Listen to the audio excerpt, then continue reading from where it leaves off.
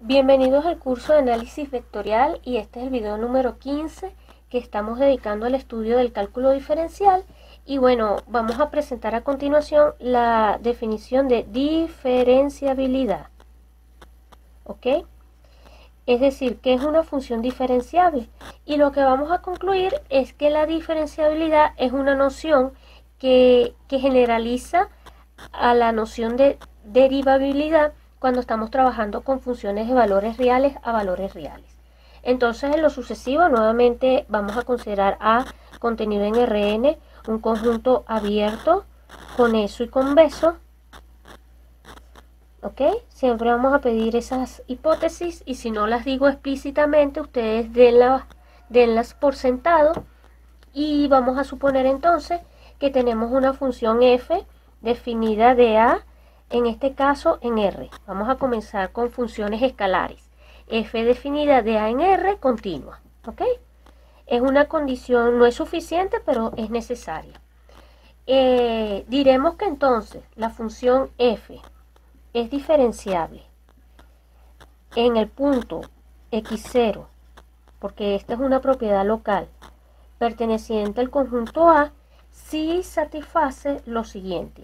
Primero, si las derivadas parciales con respecto a las variables, vamos a ponerlo así, derivadas sub i con i variando desde 1 hasta n existen en el punto, en este caso x0, y además vamos a obtener esto. Y además vamos a obtener o vamos a pedir que el límite cuando x tiende a x sub 0 de la norma 2 de f de x menos f de x sub 0 menos, aquí permítanme escribirlo así, bueno, el jacobiano de f de x sub 0 por x menos x sub 0, la norma 2 de todo esto, todo ese límite dividido entre la norma 2 de x menos x sub 0, todo esto es igual a 0. Si este límite, si las derivadas, todas las derivadas parciales existen y este límite es igual a 0, en el punto x sub 0, nosotros podemos decir que la función es diferenciable. Esto no es otra cosa, esto es analíticamente, pero geométricamente, en el caso, por ejemplo, particular, que nosotros tengamos una función f definida, por ejemplo, de R2 en R, nosotros sabemos que el gráfico de f no es otra cosa que los puntos x y y pertenecientes al conjunto A, vamos a ponerlo acá, a contenido en R2, tales que z, o bueno, x, y, vamos a ponerlo al revés, disculpen, x, y, z, tales que x, y pertenece a A y z es de la forma f de x, y. Este es el gráfico. Esta es la manera como uno define el gráfico de la función. El gráfico de la función es un subconjunto en R3 y lo que me está diciendo esa definición es lo siguiente. Imagínense que por acá tengo mis tres ejes coordenados, z, x, y. Imagínense, por decir algo, que el gráfico de la función es una cosa así. Pongámosle que este fuese el gráfico de f de la función y que por acá está el dominio. Vamos a decir que sea un pedazo. Entonces lo que me está diciendo eso es que si yo tomo un punto acá y miro acá su imagen, miro el punto en el gráfico, en este punto, aquí tendría coordenadas, este punto de acá abajo tiene coordenadas en dos variables, serían x0 y y0, y aquí arriba este punto, vamos a hacerle una flechita, este punto tiene coordenadas x0, y0, aquí apretadito, f de x0, y0. Bueno, en este punto yo puedo aproximar la gráfica de la función por la ecuación de un plano tangente. O sea, puedo aproximarla por este objeto geométrico que es un plano, que va a ser tangente a la gráfica en el punto. ustedes han visto en los cursos de cálculo diferencial cómo se calcula la ecuación de este plano tangente. La ecuación de este plano tangente no es otra cosa, o se construye a partir del gradiente de la función sin mucho problema, ¿ok? Es muy fácil recordar eso. Si mal uno lo sabía, eso era la derivada parcial evaluada en el punto x0, y0 por x menos x sub 0 más la derivada parcial con respecto a la segunda variable en el punto x sub 0, y0 por y menos y sub 0 menos, esto va en una sola línea pero por razones de espacio como siempre, menos z0, todo eso igual a 0. Esa era la ecuación entonces del plano tangente a la gráfica de la función en el punto x0, y0, z0, donde estoy identificando z0 como el valor de la función, es decir, f de x0, y0. Entonces, claro, uno construía la ecuación del plano tangente y lo que te está diciendo eso es que la función va a ser diferenciable cuando tú al pararte aquí, la gráfica de la función la puedes aproximar por este plano tangente. Eso es lo que significa geométricamente la condición de diferenciabilidad, pero la condición de diferenciabilidad, al pedirte que exista este plano tangente viene dado por un vector director, que en este caso es el gradiente, pues también te está pidiendo implícitamente que todas las derivadas direccionales que posea la función existan en cualquier dirección. Obviamente cuando uno está mirando el punto en cuestión. Esto es una propiedad local. Eso es importante también destacar. Esto es una propiedad local. Y la pregunta entonces es la siguiente, ¿no? O el primer teorema. O sea, la pregunta en cuestión es ¿cuándo f es diferenciable? Bueno, ya empezamos a intuir cosas. Una condición necesaria es pedir que que todas estas derivadas existan, ¿ok? Todas estas derivadas existan en el punto.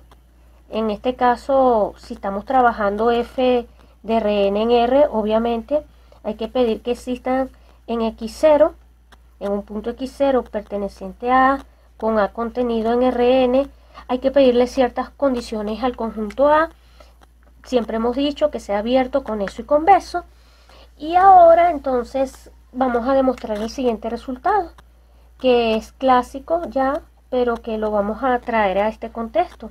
Y es el teorema de que si yo tengo f definida de A y ahora inclusive no vamos a permitir aquí ni siquiera vamos a pedir que sea R, sino RK, porque acuérdense que en ese caso trabajamos con el jacobiano. Si yo tengo entonces que la función f está definida de A en RK, es diferenciable. Si nosotros tenemos que esa función es diferenciable en x sub 0, entonces vamos a concluir que f es continua. F es continua en x sub 0. Y más aún,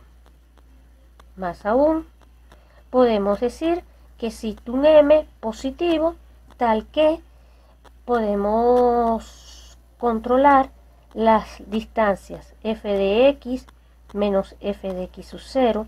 Todo esto, la norma 2, va a ser menor o igual que m por norma de x menos x sub 0. ¿Ok? Eso es lo que dice este teorema. Es decir, que toda función diferenciable va a resultar ser una función continua. Y esto es importante porque obviamente si la función no es continua, tampoco va a ser diferenciable.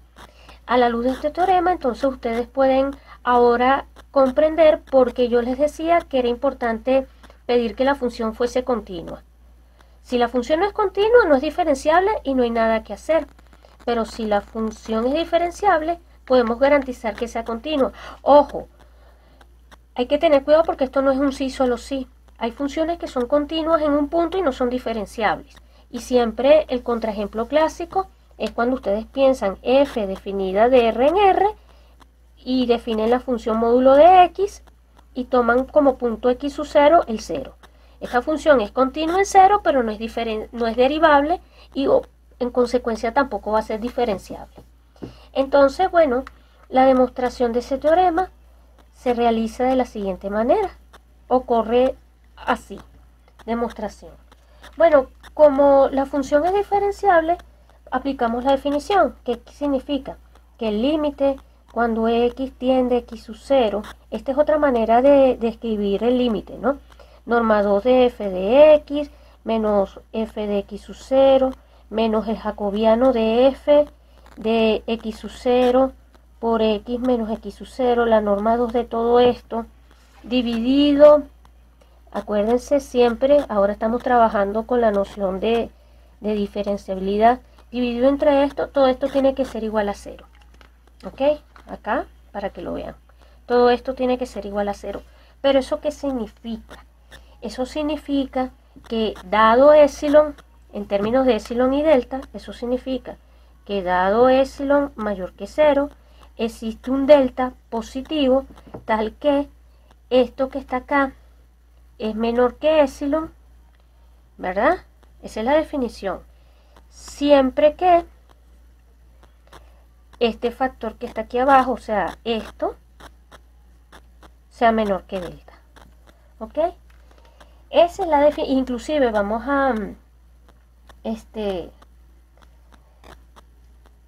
a decirlo así, ¿ok?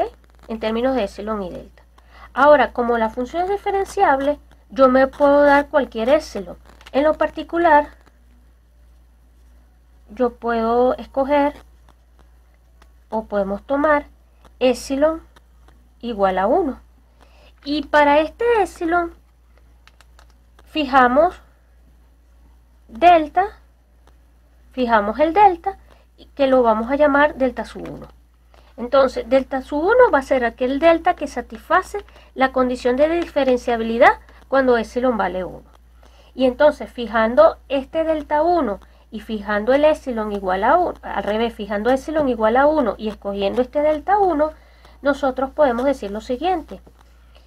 Si la distancia entre estos valores es más pequeño que delta 1, tenemos que la distancia f de x menos f de x sub 0, la distancia entre estos valores, la distancia euclidiana, va a ser menor o igual, gracias a la desigualdad triangular, que esto.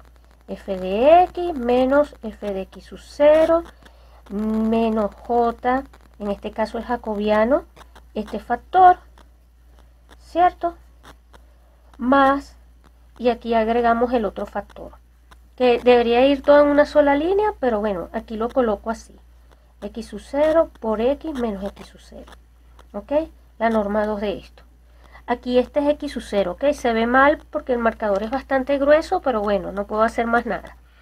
Bueno, entonces, esto que está aquí arriba, gracias a desigualdad triangular, es menor o igual que esto, porque aquí adentro lo que hice es sumar y restar este factor y después apliqué desigualdad triangular. Bueno, entonces eso va a implicar lo siguiente, ¿no?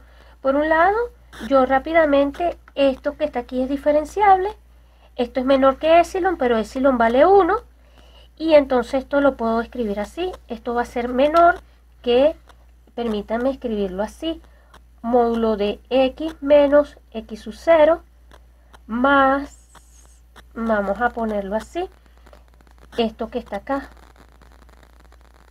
Y ahora todo el rollo o todo el problema va a ser acotar este factor. Para acotar este factor observamos lo siguiente, fíjense que ¿quién es j? O sea, el jacobiano de esto por esto. Bueno, habíamos dicho explícitamente que es mirar esto, ¿no? La derivada parcial de con respecto a 1 de f en el punto de, en este caso, acuérdense que f está definida de, habíamos dicho, permítanme un momentico, de Rn en Rk. Vamos a recordar eso. F está definida de Rn en Rk, ¿ok? Entonces, tenemos k variables, ¿no? F1 evaluado en punto x sub 0.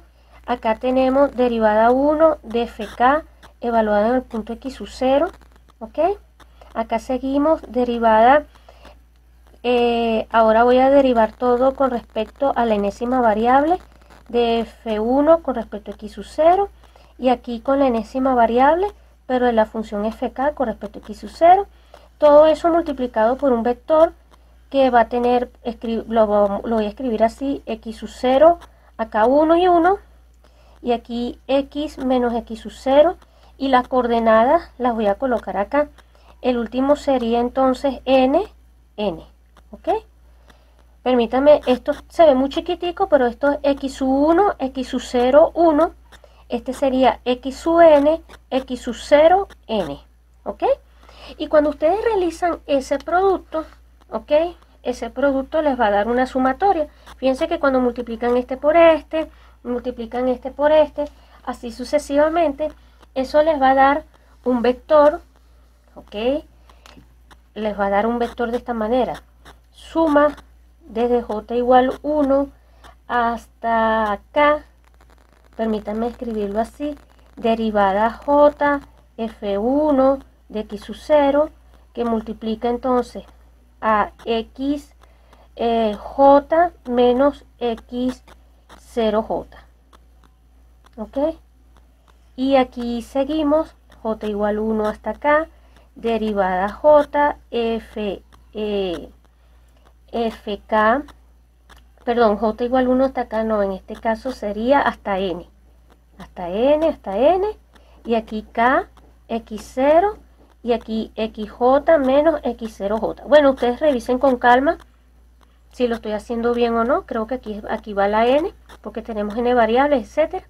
Y entonces, ahora cuando ustedes toman la norma 2 de esto, es la norma 2 de todo ese vector, y la norma 2 de eso va a ser menor o igual que m, vamos a llamarlo m1, ¿ok? Lo puedo decir así, eso va a ser menor o igual que un cierto m1 por la norma 2 de x menos x sub 0, donde este m1 no es otra cosa que una suma doble. Suma, vamos a ponerlo así, supónganse, desde j igual 1 hasta acá, por la suma desde, bueno, aquí vamos a ponerle otra letra, b, aquí j igual 1 hasta n, de aquí tenemos entonces las derivadas de j de f de x sub 0, todo esto elevado al cuadrado y todo esto tomado a la 1/2, ¿ok? Y entonces tengo esta expresión de esta manera y observamos que este m1 es mayor que 0. Esto es una constante positiva que va a depender no va a depender de x, sino de este punto que está fijo y de la función f, que también está fija. Entonces, con esa desigualdad, nosotros podemos concluir, esto va a implicar luego que la norma 2 de f de x menos f de x sub 0, esto va a ser menor o igual que lo escribo aquí abajo, m sub 1 más 1 por la norma de x menos x sub 0. Este argumento es cierto y entonces ahora sea delta igual al mínimo, porque ese argumento es cierto cuando epsilon vale 1.